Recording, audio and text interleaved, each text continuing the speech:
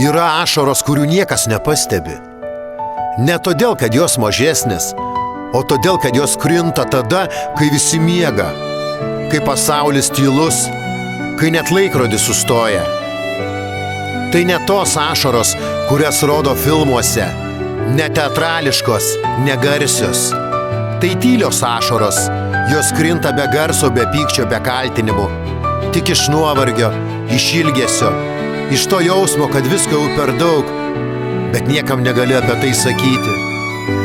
Ašaros pagalvėje jos nesiskundžia, jos neieško dėmesio, jos nešaukia gelbėk. Jos tiesiog teka, kai širdis nebegali laikyti jų viduje, kai diena buvo per sunki, kai šypsena buvo tik kaukė, kai aplinkiniai mato tave stiprų, bet tu žinai, viduje byra stiklo šukės. Aš verkiu ne dėl vieno dalyko. Verkia ne tik širdis, verkia prisiminimai. Verkia lūkesčiai, kuriuos turėjau, žodžiai, kuriuos nutilėjau ir kuriuos pasakiau garsiai.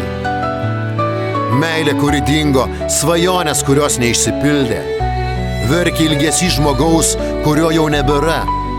Ir net aš pats nežinau, kurios skausmo daugiau. Tik žinau, kiekviena tyli ašara pasako tai, ko niekada neišdrįsčiau ištarti garsiai.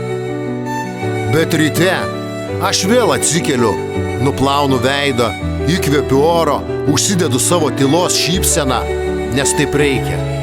Nes pasaulis nesustoja dėl mūsų ašarų. Nes mes visi kažkur kažkada verkiam tyliai. Ir vis tiek einam toliau. Nes gyvenimas, jis nepaiso mūsų silpnumo. Bet tie, kurie verkia tyliai, dažnai yra stipriausi, nes jie išmokę ne tik kentėti vieni, bet ir išlikti. Real Dreams.